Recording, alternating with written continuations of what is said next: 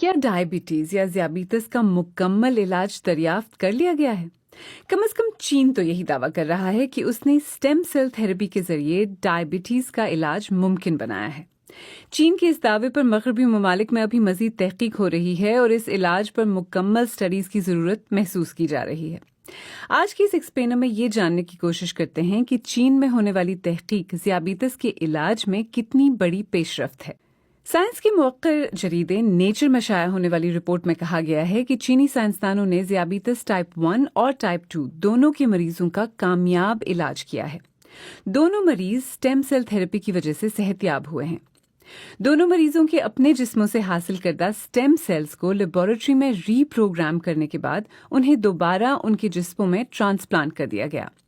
اب دونوں مریضوں کے پینکریاز جسم میں بلڈ گلوکوز لیول کو برقرار رکھنے کے لیے مطلوبہ انسولین تیار کر رہے ہیں اور انہیں ادویات کی ضرورت نہیں رہی۔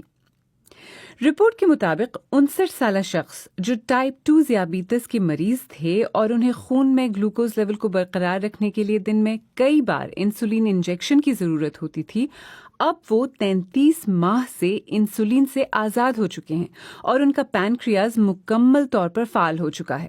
اسی طرح 25 سالہ خاتون جو ٹائپ 1 ذیابیطس میں مبتلا تھیں، وہ اسٹیم سیل کی ٹرانسپلانٹ کے 3 ماہ بعد اپنی انسولین پیدا کر رہی ہیں۔ اسٹیم سیل تھراپی کے ذریعے ذیابیطس کا علاج ڈھونڈنے کی یہ پہلی کوشش نہیں ہے۔ اس سے پہلے بھی کوششیں ہو چکی ہیں۔ یہ کوششیں متعدد وجوہات کی وجہ سے زیادہ کامیاب نہیں رہی ہیں، جن میں اسٹیم سیل ڈونرز کی کمی اور مریض کے مدافعتی نظام کی طرف سے فورن سیلز کو قبول نہ کرنا شامل ہیں۔ اسٹیم سیلز جسم کے بنیادی سیلز کو کہا جاتا ہے جو جسم کے لیے مرمت کے نظام کے طور پر کام کرتے ہیں۔ جسم میں موجود زیادہ تر سیلز میچور سیلز ہوتے ہیں جنہیں تبدیل نہیں کیا جا سکتا۔ مثلا جگر کا سیل ہارٹ کے لیے کام نہیں کر سکتا، لیکن اسٹیم سیلز ان سے مختلف ہوتے ہیں۔ وہ افزائش کے ابتدائی مرحلے میں ہوتے ہیں اور ان میں مختلف سیلز کی شکل اختیار کرنے کی صلاحیت ہوتی ہے۔ البتہ چین میں ہونے والی تحقیق میں پہلی بار مریض کے اپنے جسم سے اسٹیم سیلز حاصل کر کے انہیں ری پروگرام کر کے دوبارہ ٹرانسپلانٹ کیا گیا ہے، جسے جسم کا مدافعتی نظام قبول کرتا ہے۔ چینی سائنسدانوں نے اپنی تحقیق میں ذیابیطس کے مریضوں کے جسم سے حاصل کردہ اسٹیم سیلز کو سیڈ سیلز کے طور پر استعمال کر کے اس کی کاپیاں بنا کر انہیں دوبارہ مریض کے جسم میں ٹرانسپلانٹ کر دیا۔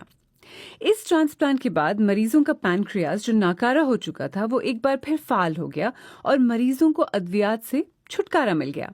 دنیا میں تقریباً 500 ملین لوگ ذیابیطس کے مرض میں مبتلا ہو چکے ہیں۔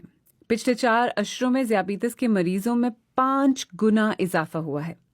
2030 تک ان کی تعداد 665 ملین تک پہنچنے کا اندازہ ہے، جن میں اکثریت ٹائپ 2 ذیابیطس کی ہے، جس میں جسم مناسب مقدار میں انسولین پیدا نہیں کر پاتا۔ ٹائپ 1 ذیابیطس میں جسم کا مدافعتی نظام پینکریاز میں آئلٹ سیلز پر حملہ آور ہو جاتا ہے، جس سے پینکریاز مطلوبہ مقدار میں انسولین پیدا نہیں کر سکتا۔